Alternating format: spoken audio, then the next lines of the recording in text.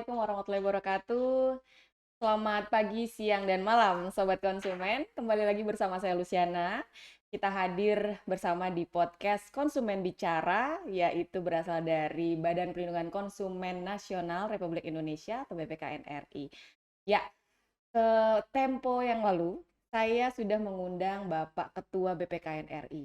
Saat ini tentunya tidak adil kalau eh, narasumber yang hadir adalah ahli-ahli yang di bidang perlindungan konsumen yang datang juga ada di BPKN RI. Siapa sih?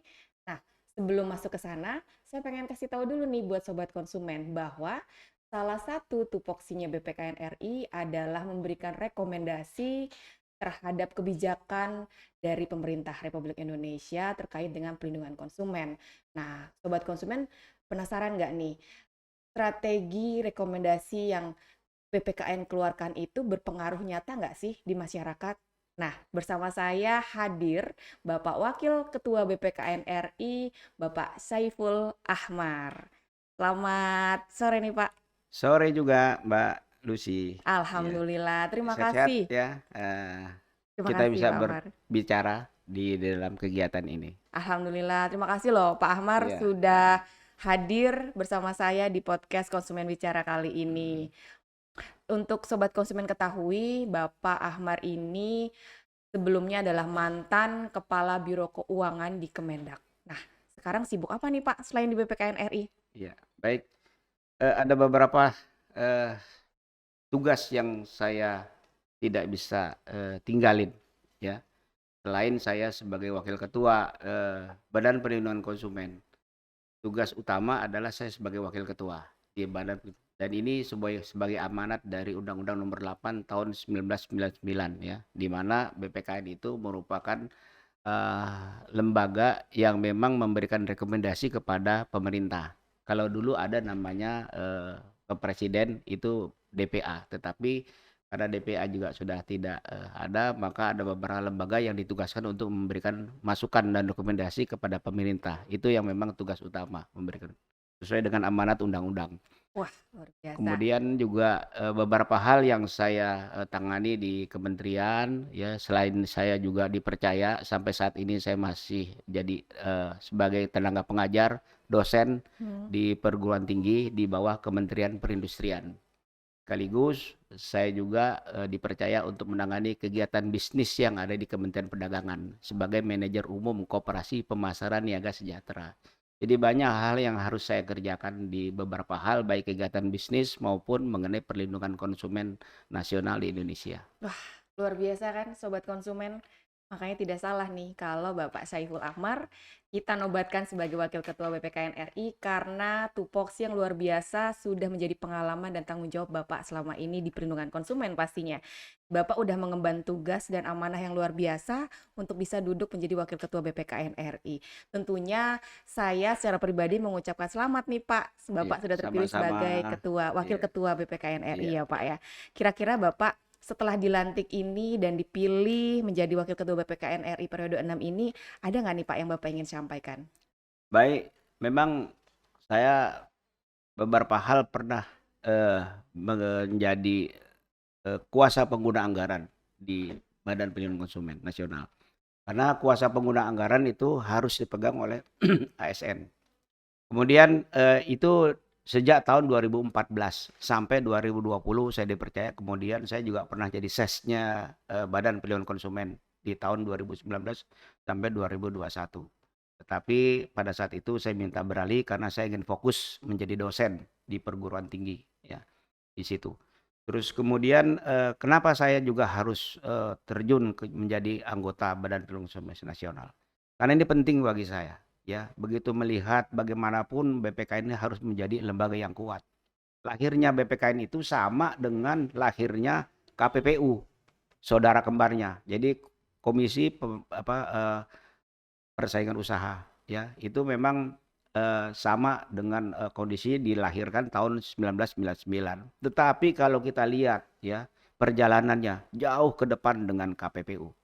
KPPU sudah jauh, ya kan, dia bisa menangani, bahkan dia sampai ada tindakan. Tetapi BPKN itu masih perlu ada perbaikan-perbaikan ke depan. Mudah-mudahan di dalam periode ini kita bisa memperkuat BPKN. Yang pertama sama dengan KPPU bahwa BPKN harus menjadi bagian anggaran sendiri kalau mau kuat. Betul, Pak. Karena dia harus menjadi lembaga yang kuat dengan anggaran on top melalui Kementerian Keuangan. Itu juga Mhm. bisa. Dan mungkin nanti dengan adanya revisi undang-undang revisi dari Undang-Undang Perlindungan Konsumen, mudah-mudahan BPKN menjadi kuat gitu kan. Dan harapannya seperti itu gitu Iya. kan. Ketika kalau sudah kuat dia dengan anggaran yang begitu cukup lumayan sehingga tidak kalah kinerjanya dengan KPPU. Itu yang kita harapkan seperti itu. Baik, luar biasa ya sobat konsumen. Sobat konsumen kan agaknya kurang paham nih Pak nih, Mhm, tentang internal keuangan mhm, yang, ternyata BPKN itu masih lembaga yang, mhm. keuangannya masih nyangkut di Kemendak ya Pak ya? Iya benar, Betul seperti itu ya Pak mhm. ya? Belum ada badan anggaran sendiri yang Iya langsung turun dari iya APBN, seperti iya itu kira-kira ya iya Pak? benar, heeh, Baik, mhm, kira-kira nih Pak, saya juga sebagai anggota komisioner baru di sini Pak, mhm, juga pasti anggota yang lainnya juga bersinergi bersama untuk mhm, dalam mengemban amanah perlindungan konsumen mhm, ini. Nah, menurut Bapak sendiri dari tupoksinya BPKN ini yang mhm, salah satunya itu adalah memberikan rekomendasi kepada pemerintah, mhm, kaitannya secara nyata dalam masyarakat itu apa sih Pak? Kebijakan-kebijakan tersebut dari iya. BPKN RI? Sebenarnya di dalam kebijakan, yang dikeluarkan oleh pemerintah, ini kan berdampak pada masyarakat, ya. Nah, kebijakan itu apakah bisa diimplementasikan kepada masyarakat dengan baik ini. Dan ketika terjadi sesuatu hal, maka tugas BPKN itu harus berada di depan, ya. Jadi bagaimanapun dari undang-undang yang dikeluarkan atau peraturan apapun ya gitu, itu perlu adanya, apa, adanya kajian. Ada kajian di BPKN itu yang memang nanti, akan, bisa menghormati atau bisa membantu ketika konsumen mendapat kesulitan, ini, tugasnya seperti itu. Dan, BPKN itu, merupakan lembaga yang memang menangani seluruh masyarakat Indonesia itu adalah konsumen kita. Jadi besarnya masyarakat itu sekitar apakah 250, 300 juta penduduk Indonesia, itulah merupakan konsumen, yang wajib kita untuk, memberikan, eee, bantuan, kan edukasi atau, kegiatan-kegiatan yang memang bisa mencerdaskan konsumen itu menjadi sesuatu hal yang memang sangat baik. Seperti contoh banyak lebih besar itu pengaduan itu terhadap konsumen itu misalnya, di bidang, perumahan itu juga banyak yang terjadi konsumen dirugikan ya dengan konsumen. Iming-imingnya bahwa yang tentunya sudah jelas, sudah rapi, tetapi ternyata tanahnya milik negara ya. Kemudian ada juga yang memang sudah selesai di dalam kreditnya ternyata, eee, IMB-nya atau sertifikatnya tidak berada pada, mereka, tidak berada pada developer, ternyata diagunkan kembali. Ini yang jadi persoalan di situ gitu, banyak hal-hal yang memang lebih besar. Kemudian juga pernah BPKN itu menangani mengenai, kasus-kasus misalnya, diterbengkalainya, pasien di rumah sakit atau Mhm. dengan pengaduan IT gitu kan malah dirugikan konsumen. Ini yang perlu dibantu ya, yang perlu ditangani dan perlu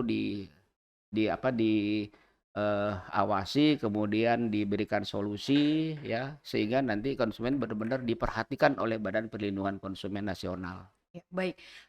BPKN ini memberikan peran yang begitu strategis ya Pak ya, di Iya antara pelaku usaha, konsumen, juga iya pemerintah gitu ya iya Pak ya. Dalam artian ini adalah, BPKN berperan aktif dalam rangka pemulihan hak ya Pak ya. iya, Seperti misalnya adanya rekomendasi tersebut gitu benar, ya, kemudian juga peran penelitian, mhm edukasi dan mhm juga, adanya penerimaan pengaduan mhm tersebut mhm tadi gitu ya Pak mhm ya.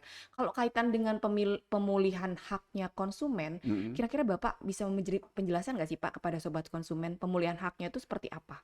iya. Jadi gini, sebenarnya di dalam, dalam Badan Perlindungan Konsumen Nasional sudah dibagi beberapa komisi. Ini kalau kita lihat komisi itu sudah dikaji dengan mendalam, ya, sesuai dengan urutannya sebenarnya itu udah bagus ya. Mhm, Ketika nanti masyarakat ngadu gitu, mengadu mengenai konsumen, dia masuk ke lembaga advokasi. ya advokasi. Itu udah jelas, itu bagus seperti itu. Ketika advokasi itu berjalan, maka yang harus melakukan kegiatan penelitian adalah bagian kajian. Itu komisi, itu udah tepat sebenarnya. Itu udah bagus didesain begitu. Kenapa orang-orang teman-teman yang dulu itu mendesain begitu? Karena udah sejalan.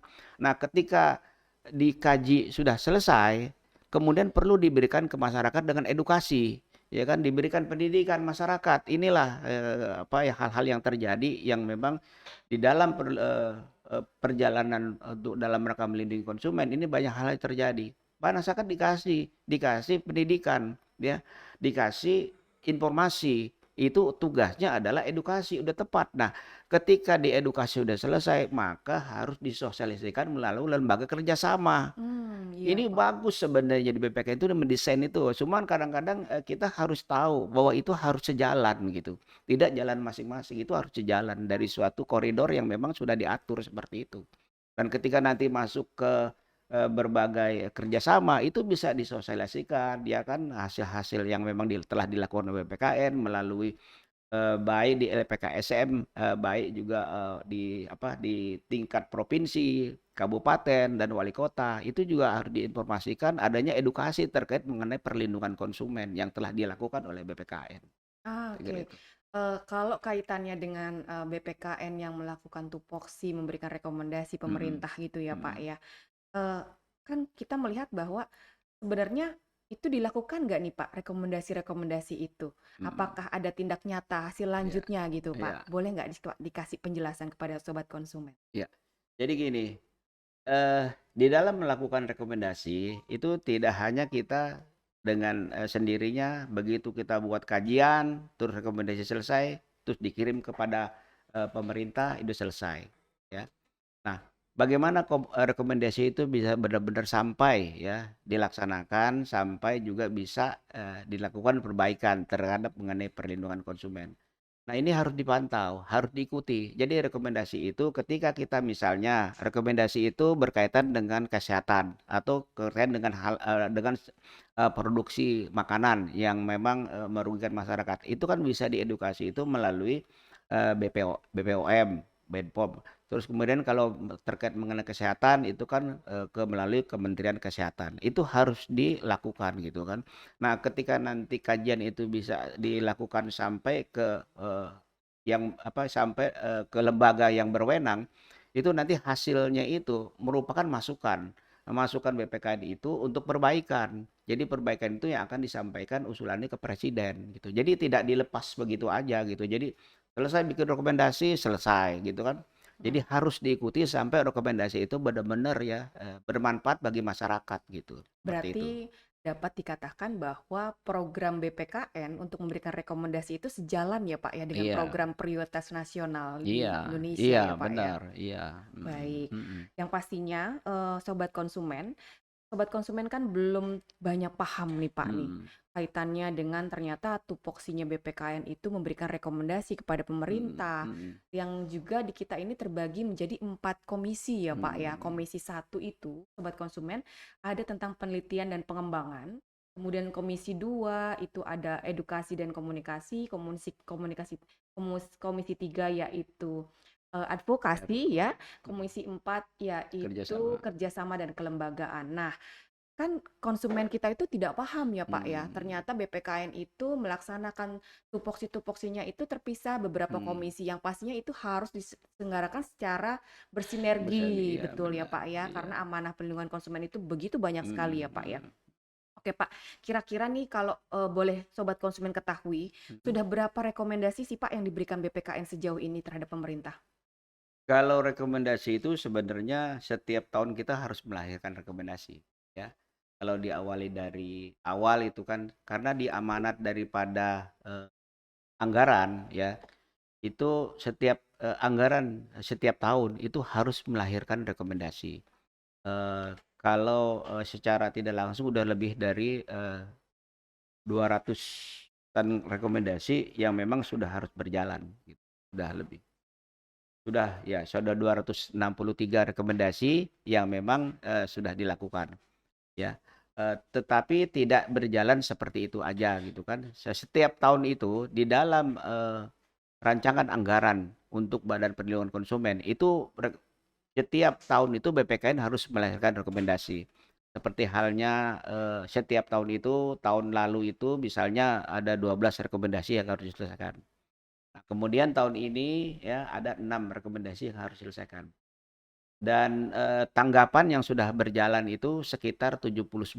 Nah, ini juga harus diikuti terus ya selama beberapa kurun waktu. Mudah-mudahan dengan kurun waktu kita sebagai anggota BPKN yang masa periode 2020 eh, 2024 sampai 2027 ini bisa selesai rekomendasi yang masih tertunda. Dan ini tidak boleh dilepas gitu. Jadi harus tetap dikawal, diikuti, kemudian harus adanya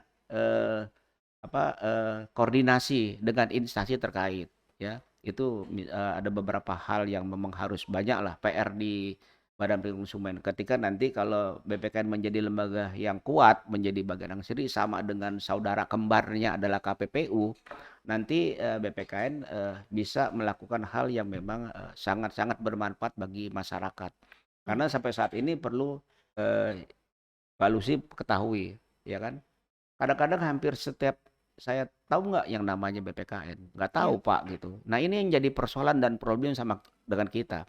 Nah, kita harus sosialisasikan keberadaan BPKN itu baik saya dia bilang, kita kerjasama dengan LPKSM, dengan BPSK, bahwa keberadaan BPKN itu dapat membantu mereka, gitu. Dan kita juga harus dealing, jangan hanya seperti kita memberikan tugas kepada dan tidak ada dampaknya bagi teman-teman di luar di provinsi maupun di kabupaten dan wali kota gitu kan. Kan banyak LPKSM itu yang memang berdiri di masing-masing wilayah gitu kan.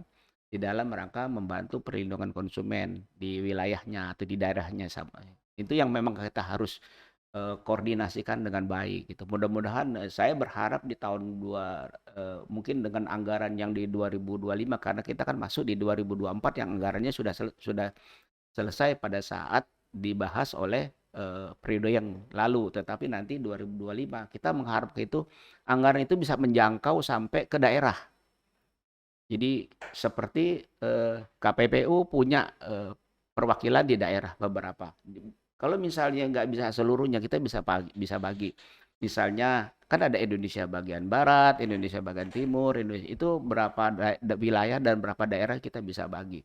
Minimal satu tiap provinsi itu, misalnya Sumatera, misal diambil, ini bisa terjadi gitu.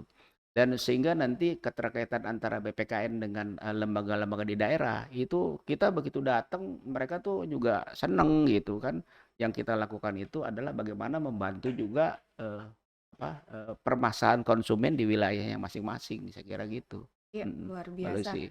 Luar biasa itu. Makanya sekian banyaknya rekomendasi, tadi sekitar 293 rekomendasi yang Iya, sudah BPKN keluarkan, mhm, kemudian juga ditanggapi ada sekitar 79 ya Pak ya, mhm, yang akhirnya rekomendasi itu akhirnya ditanggapi dan diberikan oleh kementerian kelembagaannya. Baik, terakhir nih Pak nih. Dari sekian banyak rekomendasi yang sudah diberikan oleh BPKN selama 5 periode terakhir ya Pak ya, kita kan periode ke-6, eee, bidang apa sih Pak yang paling krusial, yang harus mendapatkan rekomendasinya oke nih harus dari BPKN? Yang paling banyak dari pengaduan itu adalah bidang, properti, perumahan. Itu paling banyak pengaduannya ya, yang, sertifikatnya sudah selesai tapi sertifikatnya tidak mereka pegang, itu lebih banyak. Yang kedua di bidang kesehatan ya, termasuk ya mengenai makanan ya dan obat-obatan ini yang terjadi seperti misalnya di masyarakat yang berkembang banyak korbannya adalah kasus gagal ginjal. Itu juga banyak ya. Itu banyak kasus. Jadi lebih besar itu terutama di bidang perumahan, kemudian juga di bidang kesehatan ya kan yang kaitannya terus kemudian ketiga di bidang produk makanan. Ini yang memang banyak juga yang perlu harus diwaspadai ya atau udah lebih erat gitu kan dengan kondisi gitu. Dan sekarang juga sedang Komisi 1 sedang mengkaji mengenai beberapa produk makanan. yang memang dihasilkan, termasuk juga mengenai kalau di beberapa tempat di negara sudah ada label-label yang memang mereka sudah tahu lah, di mana mengajarkan bahwa dalam konsumen memilih sesuatu itu harus konsumen itu lebih cerdas nantinya ke depan. Ya, Nah, kita juga harus punya edukasi yang memang memberikan kecerdasan kepada masyarakat dan pada konsumen agar mereka setiap memilih itu bisa memilih mana yang baik dan mana yang tidak baik. Jadi harus kita mulai dari kita untuk memberikan edukasi terkait mengenai konsumen cerdas gitu. Saya kira itu banyak luar dilakukan. biasa. Sobat konsumen harus tahu sedikit nih konsumen ternyata sektor perlindungan konsumen itu masuk ke banyak kelembagaan ya Banyak, Pak ya. iya. Terutama kalau terkait dengan strategi nasional Mhm, perlindungan konsumen itu ada di beberapa 9 sektor, iya, kemudian tambah lagi Pak ada 10 ya dan mhm, lainnya ya. Itu iya, luar biasa karena semua kementerian kelembagaan itu kaitannya selalu tidak jauh juga terhadap perlindungan konsumen. Makanya tugas BPKN RI ini begitu berat ya Pak ya, mhm, amanah yang diemban oleh kita ini. Baik Pak, tadi saya bilang terakhir, padahal enggak nih Pak, masih ada iya, satu lagi. iya, heeh, Cuma saya penasaran nih Pak nih, iya, kira-kira nih Pak nih, kendala BPKN dalam memberikan rekomendasi itu ada apa aja sih Pak? iya. Kendalanya itu yang pertama kita harus, kurangnya koordinasi ya, sehingga satu sisi ya, ketika kita ingin mengadakan, penelitian atau ingin mengadakan suatu, permasalahan ya kan, seharusnya harus ada, koordinasi dari masing-masing komisi ya, sehingga nanti sejalan mereka. Jangan sampai nanti satu daerah komisinya juga datang semuanya, jadi merepotkan. Ini yang harus ada koordinasi khususnya di dalam internal BPKN sendiri, itu harus ada ya. Nah, kemudian, kendalanya juga ya saya terus terang aja, mungkin kita tidak sebesar seperti kayak KPPU. KPPU itu memang memiliki bagian anggaran sendiri, sehingga dia memiliki anggaran yang begitu besar, ya. Dan BPKN itu juga harus ditujukan ketika kita ingin menjadi bagian anggaran sendiri, kita harus melakukan sejauh mana BPKN itu melakukan kegiatan yang memang banyak, dampaknya terhadap masyarakat. Itu kan tolak ukurnya kan seperti itu, ya. Jadi nanti di dalam melakukan kegiatan pelaksanaan kegiatan anggaran itu sudah diarahkan bagaimana BPKN itu bisa melakukan kegiatan yang banyak, melakukan kegiatan itu terhadap dunia usaha, kemudian terhadap mengenai lembaga swadaya masyarakat, LSMS, terus kemudian terhadap, organisasi-organisasi ya yang melibatkan banyak masyarakat. Itu yang banyak diperlukan di dalam, melakukan kegiatan. Nah, itulah yang harus dilakukan, lebih banyak memberikan bagaimana sih, konsumen itu, dengan edukasi menjadi konsumen yang cerdas, ini yang perlu. Dan ini juga banyak dikerjakan oleh di Kementerian Perdagangan dalam rangka itu. Luar biasa nih sobat konsumen. Ahli di perlindungan konsumen ada semua loh di BPKN RI. Luar biasa kan? Kita sudah bertemu dengan Bapak Saiful Ahmar yang saat ini juga masih aktif di Kemendak. Ya, pastinya sobat konsumen, saya senang sekali nih Bapak Saiful bisa hadir di podcast Konsumen Bicara saat ini Iya, dan terima terima kasih kasih, Bapak atas sama-sama. waktunya.